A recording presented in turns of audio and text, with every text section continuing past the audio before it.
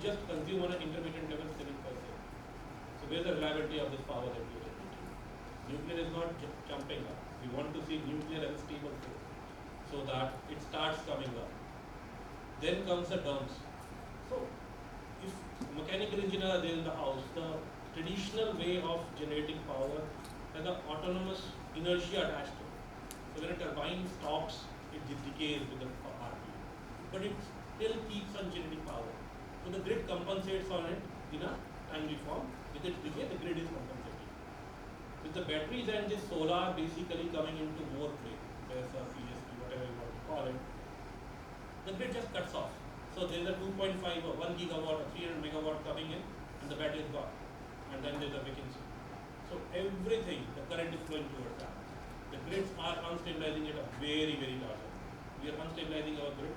We need advanced models, AI models, to compensate it, to accommodate it. So terms comes into picture, distributed energy recovery management systems. A lot of work is required over that. Schneider is leading it up, Siemens is leading it up. There are a lot many companies, but I don't find Indians in this field. And when I'm sitting and talking to IITs over here, or the most prestigious college, IIT, Bengal Engineering College, the oldest engineering college of India, I expect the forum to stand to the occasion and lead this area. So not that we follow what people in US are doing or people in Europe are doing. We shall try and do today. People, what we are seeing that what China is doing. Gone is a decade when we were trying to say that China copies. Now everyone is trying to copy China. That's the truth for us. We want you to know what China is doing, and now China is putting bans on its technology exports.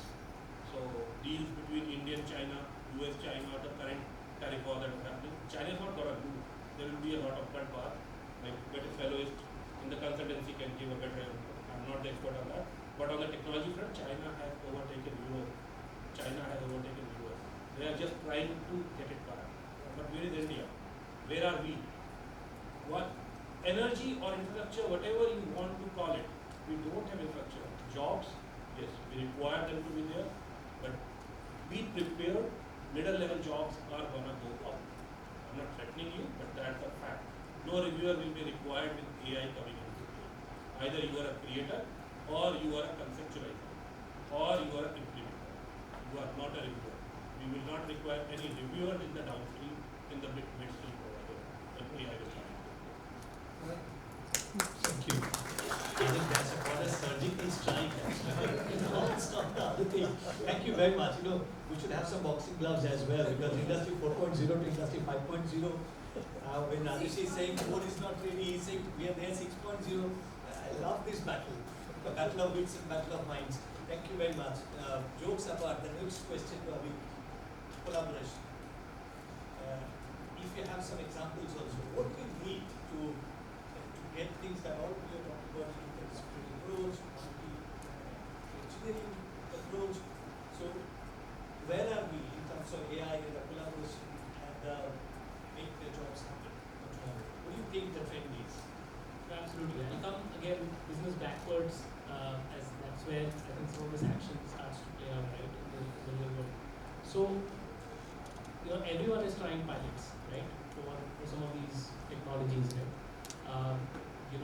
There are some CEOs who've been quoted, in the airline industry saying that we have more pilots on AI than we have actually pilots flying aircraft. So that's the nature of the industry today, that you have so many people trying out pilots, right? And not many at-scale transformations being successful. If you take one level deeper look at why that is happening, right? There are 2 or 3 reasons why that is playing out, right?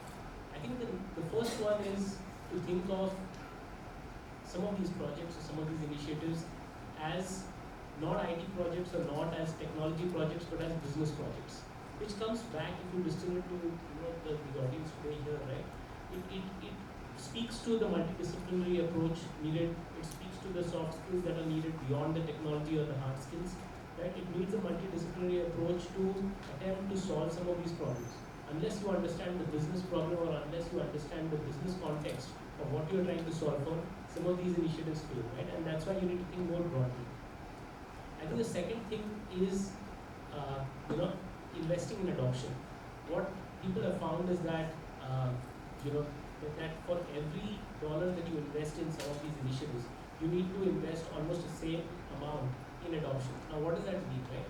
It means that companies, have to invest in the front line. Now, many people in this room will join as managers, leaders, and will go on to become CEOs, CXOs, right? But ultimately, the adoption will happen in the front line with operators, with people in the field, right? Who may not be as talented, as smart, right? And being able to relate to them and to create the case for adoption for them becomes increasingly important, right? And that's where you need the humanness, you need the understanding of what someone might be thinking, or why an AI model should be taking the decision that they have been taking for all of these years, so far. Right? And I think the third and the last point I'll make on this one is around scalability, right? Which is that in order for us to all extract values, business value from some of these initiatives, you have to think of scalability from the start.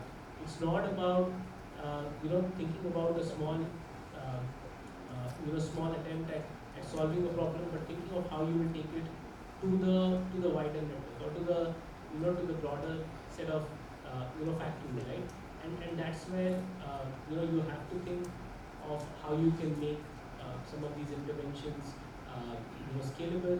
You will have all kinds of technologies that I'm sure some of my co-panelists will speak about, which is packaging them correct, making them configurable, making them open source.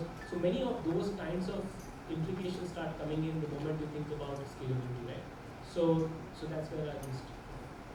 Thank you. I think one of the key things I'm taking is basically how do you spend a dollar with the technology as well as building people, right, for the adoption process. And we are seeing a practitioner, probably many of us, we see that we are investing a lot of money in the technology, but when it's coming to adoption, we have a training program, nothing else more than that. And I work with guys, so I know what they mean by that.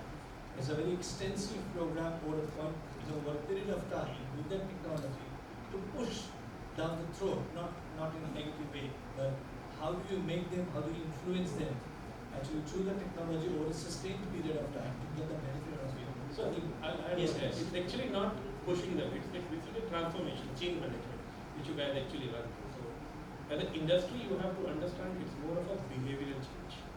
I want everyone to accept the change without feeling that they're changing. Okay, it's a very small nudge of them. Okay, if I'm running in a straight line and you start telling me turn 90 degrees, I'll fall. Okay. So that curvature, you guys basically have to just control. I'm moving ahead, but in an arc I'm shifting. And that's not, disruptions never come like that. Okay, that's the evolution of a technology or evolution of a process. Okay. What we are talking of, AI hitting us, disrupting us. How do we adopt it right now? So much has to be subsidized, or much has to be invested in the L&D part, learning and development part, upskilling of part, by the institutes, by the industry at large, or by the consultant by reducing their cost at large, so that it becomes more affordable and more of skills are being basically, so Coursera is there, LinkedIn is there, but that doesn't give you that kind of real time, but differentials are required to adopt these AI-driven technologies. Prompt engineering is one, but people don't learn that so much. Yeah, thank you. I think this is quite a good, nice rejoinder for that, but just changing the gear a little bit. The time is limited. Rajesh, we talked about a lot of things here. Cross-functional collaboration, technology, adoption, all these things. How does it play out in military infrastructure? What kind of adoption we are talking about here? Here is a guy who looks so innocent. It has got nothing to do with military and the question is about military harmless guy. And this is the kind of question that was posed to me when I was in IIM Bangalore. So I'm an introvert who doesn't like partying, and I was joining the alcoholic beverages industry, night spirits, everybody in marketing. So they said you will fail because you don't like partying and you are an introvert. I think so. Let me just answer the military question for the customers.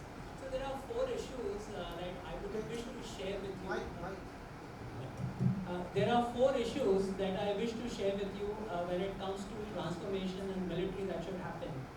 The first thing, and in an AI-powered world, the first and the most important thing is what Lalitji mentioned is a shift in the mindset that is required in the military leadership. The entire military leadership is based on this concept of command and control, which is that whole system that we in corporate management has followed. But in 21st century, in the time